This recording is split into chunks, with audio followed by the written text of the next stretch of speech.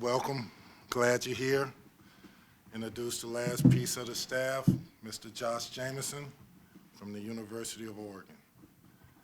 Me and Josh have been friends for quite some time, since my days out there. You won't really fully understand as I say this to you. One of the brightest young basketball minds in the business. Has done everything it takes to run a program from A to Z, from scheduling to whatever it is to run a basketball program, this man has done. And he is a hell of a basketball coach. This opportunity is a benefit to us more than I could tell you, and I'm happy that he's here with me. It wasn't easy getting him out of Oregon, sort of like it wasn't easy for me to get out of New York. So we did a great job of keeping it under wraps and doing it the right way. Questions? Kenny, you said you didn't want us to even see which way you were coming in the room. Do you feel pretty good about this one? I feel great. And as time goes on, guys, you'll understand that what I basically have done is put together a staff that is a great staff. Not good, it's great. But in no way is that the end of the puzzle. The second part of the puzzle is getting high-end talent to come in here so that we can build a culture of winning. I surrounded young people with the best of the best minds in basketball that all have a culture or are coming from a culture of winning. A championship culture is what we're trying to build here. So this is just another piece to it. As far as with the hire, obviously recruiting is such a big thing, and Josh has never done that. How will you go about and be key with kind of helping him do that? And he's seen it done, he just hasn't done it. Well, he has done it. He was at Portland, where he did recruit, not on this level, but he has recruited. But more importantly, recruiting is just building relationships. He knows how to do that. And he got me by his side to help him with it, as well as Nolan and Danny Manning. So that's not an issue for us, and it won't be an issue for him. I can drop him off in anywhere in the United States and know that he has it. So. Did you guys work together at Oregon? Is that where the relationship started? And secondly, as you move forward, when you think about when you first started out, like how you wanted to put your staff together, did it work out exactly how you wanted it to go? Exactly how I wanted this to work out, it did. And yes, we worked together in Oregon. When he started out in operations there when I was there. A very, very, very strong basketball mind, a great developer of players. All of the success that the University of Oregon has had over the years, and I don't know how much you guys keep up with the West Coast, he was right there. So he's coming from a culture of winning on a big scale. So his basketball knowledge is second to none, and he's going to be a great asset for us. Kenny, I imagine he probably expected you to reach out when you got this position. What was his reaction to you when you first did? I think he was a little taken back. No, I think that, for me, it was more, is this something that you would consider? I think that he was thinking that I would, or maybe I would, but not sure. Because he's been in the operations position, that I would look at it like, I don't need an ops guy. He's more than an ops guy, and I've always known that, and I've always told him that. So I guess when I call, Josh, you'll be able to answer that question later better than I can, but the emotions that he felt and his wife, Amy, they're happy to be here. When you gone through this process of hiring coaches and talking to people, how much are you selling the past of Louisville or what you're trying to do? I mean, how much is like a mix of that, if that makes sense? What I'm trying to, first of all, do at the same time is the past, yes. What makes Louisville great, yes. But more importantly, how do we surround these kids with loving men, with teachers, with people that, and we talked about this early in the process with Josh, I don't want to sit in a staff meeting and the coaches are saying negative things about players. Fix the problem. We're never going to talk about the problem. Fix it. And if we can do that, we're way ahead of the ball game. Kenny, you mentioned he was more than just an ops guy.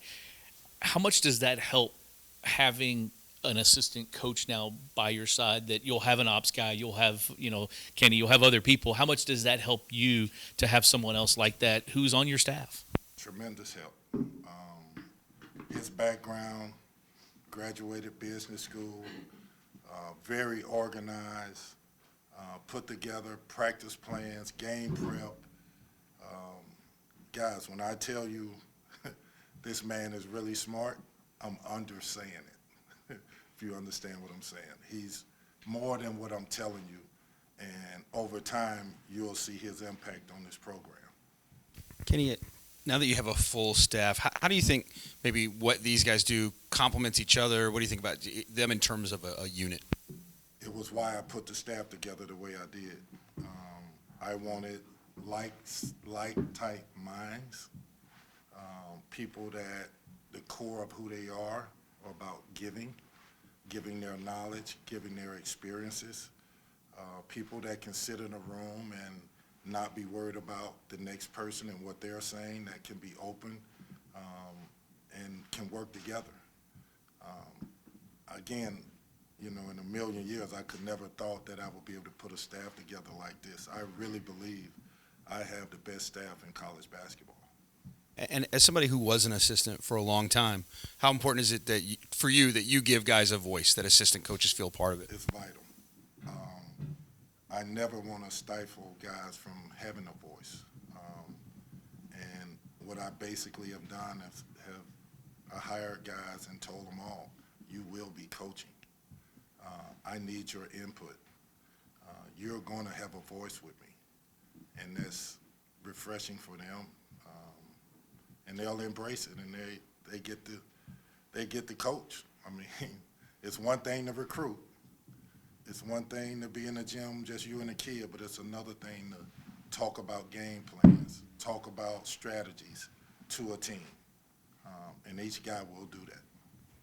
Kenny, when you were a player here, Denny's staff at that time had very strong personalities. They had very contentious, I think in a positive sort of way, meetings. They challenged each other a lot.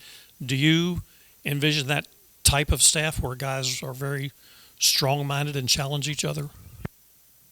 I think we have the type of staff that we know. For example, I know what Nolan Smith is. I know what Danny Manning is. He knows what Danny Manning is. Challenge, how about we just use a different word and say embrace what each other is saying. Kenny, when you talked about how smart he is, can you give an example of a time he really showed you that he's a different kind of thinker? It's been so many.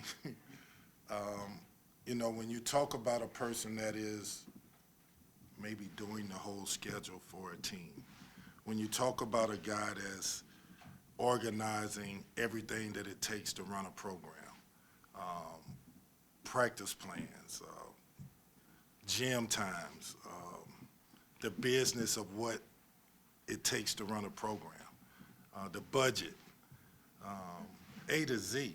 Like, he could easily be sitting in a general manager spot on the NBA team. That's how smart he is. But on top of that, not just with that, you're talking about a basketball coach, a really good basketball coach. If you talk to Payne Pritchard, you talk to Chris Diorte, you talk to Dylan Brooks, the kid, what's the guy, Ridnour, Freddie Jones, Luke Jackson, Kyle Singler started right here.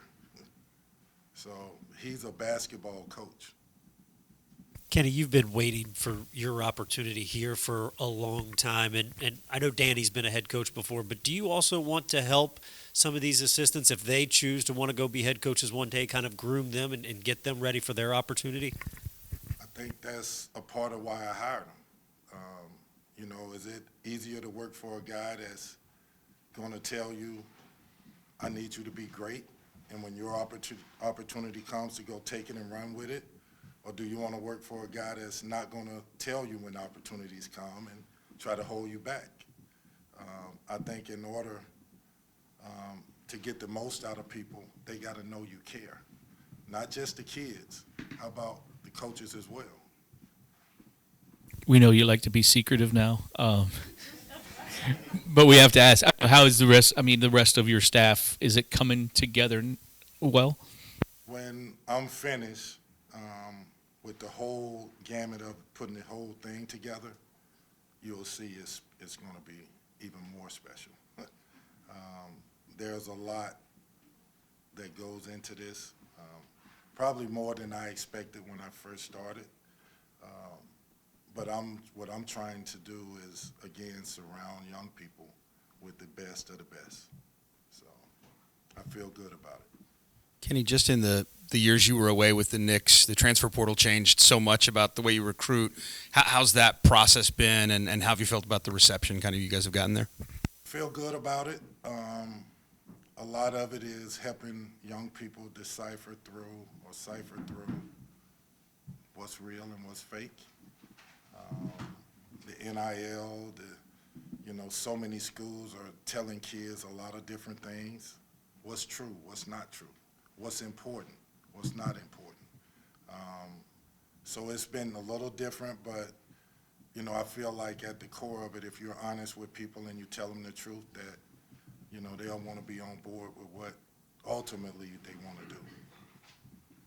Take one or two more, anybody? Kenny? Kenny, since we last talked to you, Roosevelt said he was coming back. Just, you said the last time I think we talked to you, you wanted him back and you got him back. Just the thoughts of keeping him. I think, his mom called me and she prayed with me and thanked me for being the type of person that I am, and talked about her son and what she wants for him. And I told her that I'm going to work him hard, I'm going to love him, I'm going to be fair with him, but he has to grow up and embrace this, because this is different. And she said that I won't have a problem, and if I needed to take a belt off and spank him, I could do that.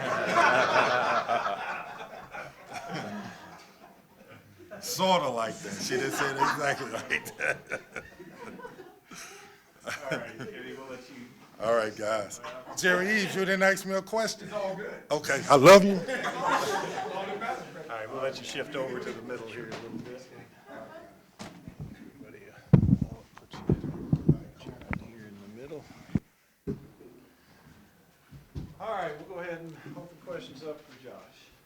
So Josh, big opportunity, stepping out from the director of ops role into a member of Kenny Payne's first staff at Louisville. What's that mean to you? It's really kind of hard to believe, hard to let it sink in. Welcome to all of you, and it's nice to meet you for the first time.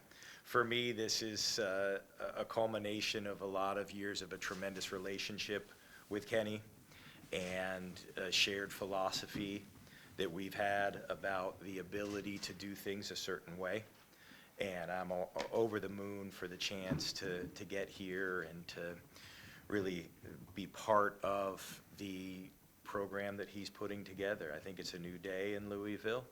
I think it's a very exciting one. Josh, Kenny alluded, and I don't know if you can really tell us everything, but how did you sort of see your role at Oregon? What were you doing, and what do you think the transition will be into this role? So I think, first of all, I should take this opportunity to thank Coach Altman, a man that I love, a man that I've worked with for 12 years. It gave me a tremendous opportunity. I did not know him at all when he came to Oregon. I was already there. I had been with Ernie Kent for 3 years with Kenny. And so in that time, I think it would be safe to say I probably grew to more of a COO role. Coach was definitely the CEO and overlooking, all of the pieces of it, and especially being able to focus his mind onto the court, which was always my goal. And as the COO role, I felt like I needed to take the pressure off of those things. So we went definitely up to what was allowable in my role to have an impact with basketball, which means that I could do a lot of the behind-the-scenes work, but not the work on the court. So Coach and I and our staff would work together a lot there. It's a long list to go through of just the different job responsibilities there, but probably the easiest would say, if you can imagine something other than basketball, I had a hand in it on a day-to-day basis with both our staff and our players. Josh, Kenny said it wasn't easy to pull you away from Oregon, so I guess could you take us through what was the thought process like, and I guess what made you, go back and forth before you were able to make your decision to come to Louisville? Well, listen, I spent the last 15 amazing seasons at Oregon. I had spent 3 prior to that, from 2000 to 2003, in a graduate manager role. That was the first success that the program had really had. We went to an Elite 8 in 2002 and won a conference championship for the first time in 40-plus years. Since then, we've won another 4 conference championships. It's kind of been an unprecedented period. So within that time frame, I've built unbelievable relationships. When I say that I feel like Coach Altman is a part of my family, I mean it. And the same way with other staff members and players, but we've grown very close. What truly won out was the opportunity and my belief in Kenny and the shared philosophy that I feel we have together. It was a tough choice. My beautiful wife Amy and I have spent quite a bit of time talking about it, and it still brings up all sorts of interesting emotions, but at the same time, this is Louisville basketball. Over that period of time, how much did you actually want to get? Was your goal to get on the court and actually coach at some point? The goal has always been that. I began my career as a high school basketball coach. Probably never viewed that I was going to do anything but be a high school basketball coach. And I had 4 great years coaching at my alma mater before going on to do the graduate work at Oregon. I went back and coached high school. That's when Kenny alluded to Kyle Singler. We can talk about that connection in a moment because that leads to Nolan. But basically, there's always been a desire to be on the court. There's always been an opportunity when it came to get on the court.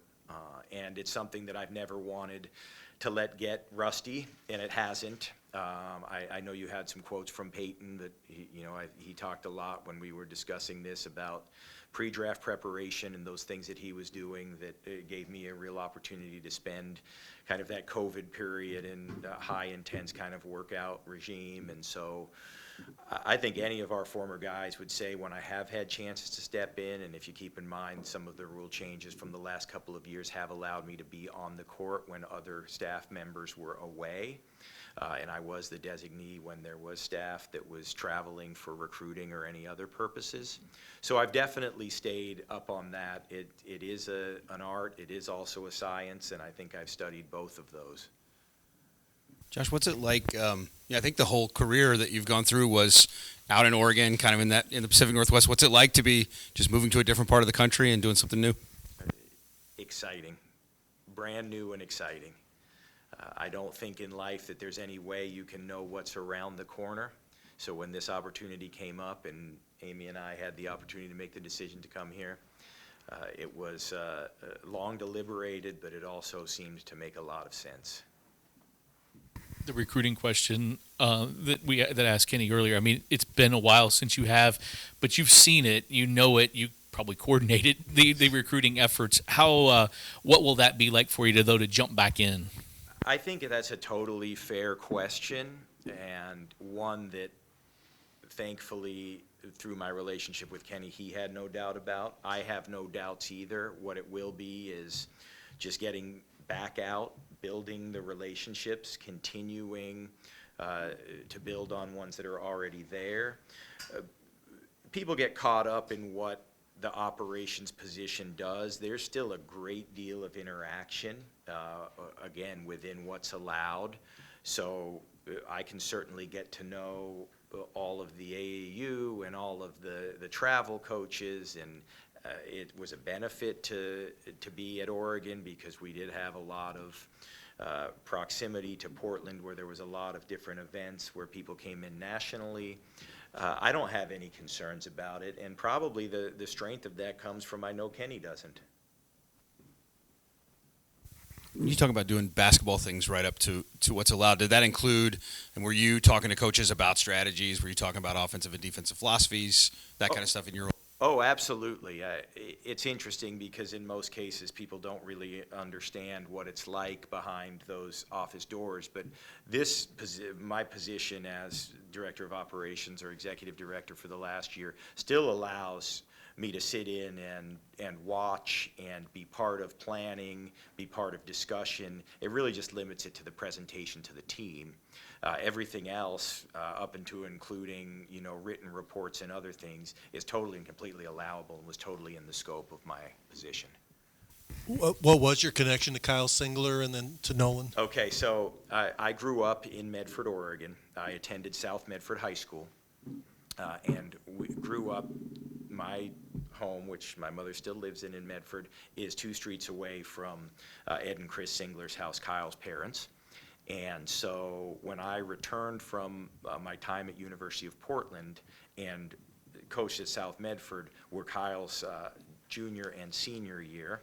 So we worked very closely together, did all of the skill development preparation stuff together, and went right up to when he chose Duke, went to Duke, and I actually went with him when he moved into a dorm room with Nolan Smith and John Shire.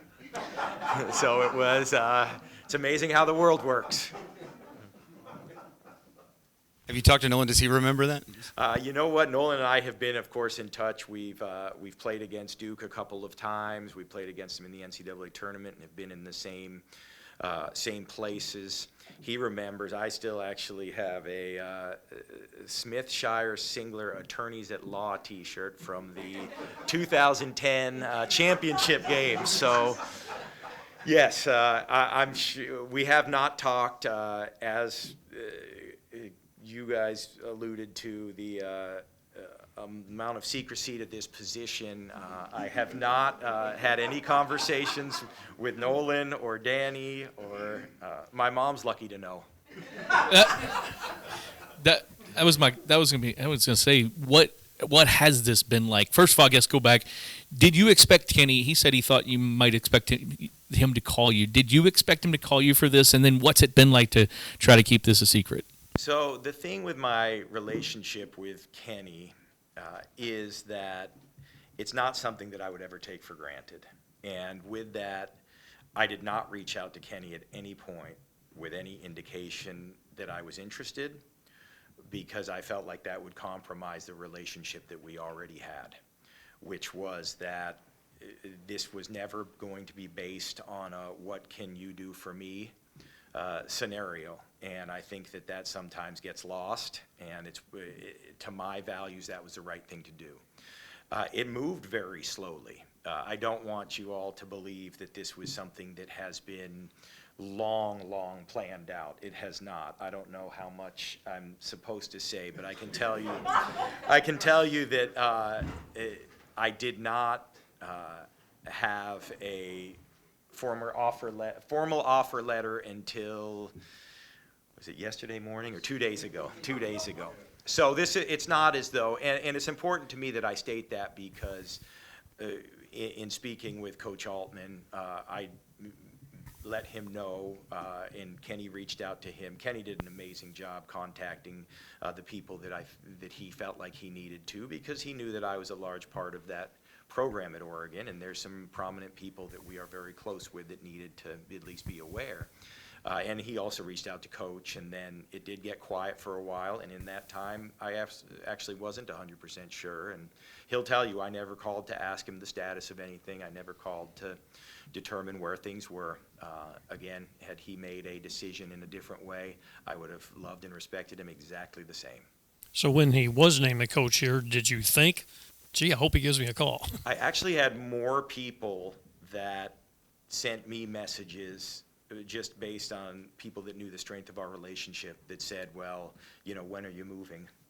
And I disregarded that as much as I could because, again, I certainly have always thought about, Kenny and I have had more late-night conversations than could be counted.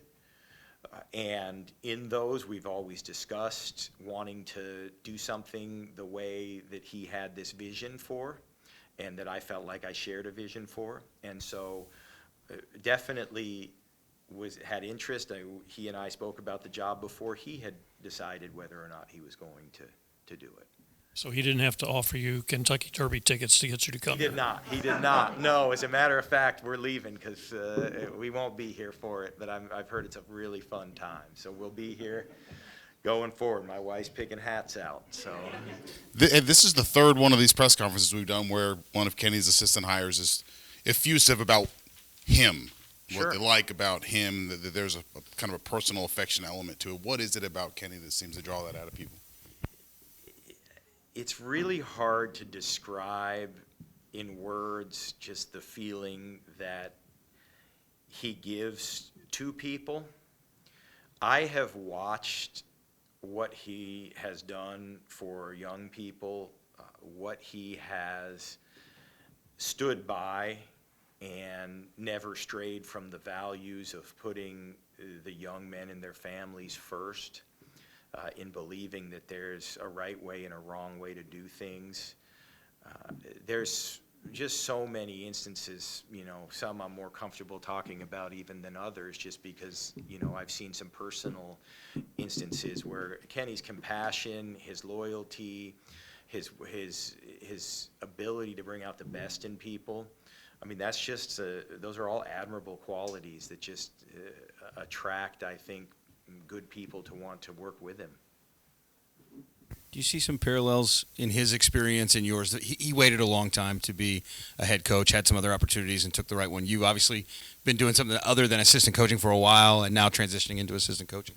Yeah, I do. I think that that's fair. I think that we were both patient, and I think we both love where we are and put everything into where we are. And I loved Oregon and put everything into Oregon and Coach Altman's program, and I couldn't have imagined a better decision than doing that. And so I think to what you're saying, absolutely, I think there's some parallels in saying, hey, we're going to be where we are and do our best.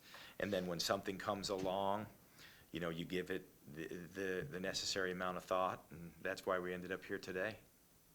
You're going from basically Nike land to Louisville, which is basically the top school for the three stripes. Are you able to, from your perspective, what is that shoe battle like, I guess maybe on the recruiting trail and all different aspects of the college game? It's really interesting because I thought Kenny's answer, and I don't want to piggyback or make myself sound like I'm in the same position he's in, because I'm not, but I have developed unbelievably close relationships with people at Nike, up to and including, as you know, Phil Knight's very present within our program, and he has been wonderful to me.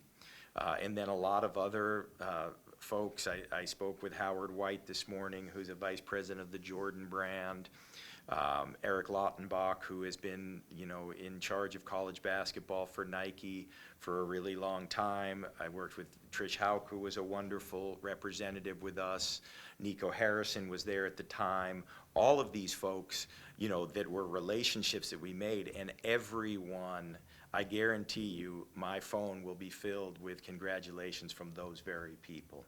Is it a battle when it comes to dollars and cents? Does Nike want you to wear Nike and Adidas want you? Of course, that's the business of it. But at the end of the day, if your relationships are built on something real, you're not you're not worrying about those things at that level, because they know that for my career, for what I hope to be able to do here for Louisville, that those are all positive things. There's no takeaway, no negatives. Coming from Oregon, your whole time out there, what do you think of the Louisville basketball brand that now you're part of? It's been, I was one of those young guys that I was, late 90s playing on the dunk hoops, outside and talking about being Corliss Williamson and Grant Hill and these guys, but always then in the back, like knowing that Louisville basketball was, when people said blue blood, you thought of only a handful of programs, and Louisville was one of them. And to be sitting here right now, is an incredible thing. You feel the power of it. You go around this community, you just see how much people seem to be devoted to Louisville and Louisville basketball, and that's very exciting to be part of. Josh, what do you feel are you touched on this a little bit, the shared characteristics, I guess, or the characteristics of the shared vision that you and Kenny have together to run a program, and do you feel like it's different than a lot of programs out there?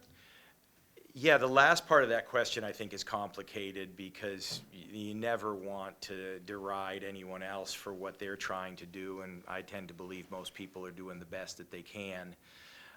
I can speak to my belief that there is a place in college basketball for a very player, family-centric approach to development.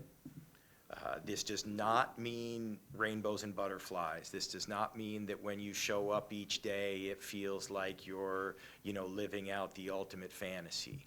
It feels a lot more like real life feels. I know everyone in this room is going to go home and has a nagging thought or two about something in their life that's not going great. To me, it's how do you, with this amazing staff, and I believe that between Kenny, Noel, and Danny, and whomever else is part of it, the focus is always going to be on the young men and their family that are trying to reach their dreams. And that's the shared philosophy. There's a lot of things that it's muddying those waters these days. I don't know the exact outcome of our plan and idea. Kenny is going to be an amazing leader to put it into place. I cannot think that there's a better person to do so. Any more? Would you mind, Yes, please.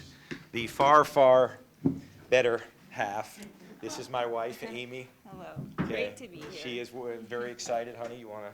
Well, just thank you. It's been a great welcome so far. We're happy to be here for sure. others like this here year-round? That's what we've heard. Yeah. Thank you for bringing it for our visit.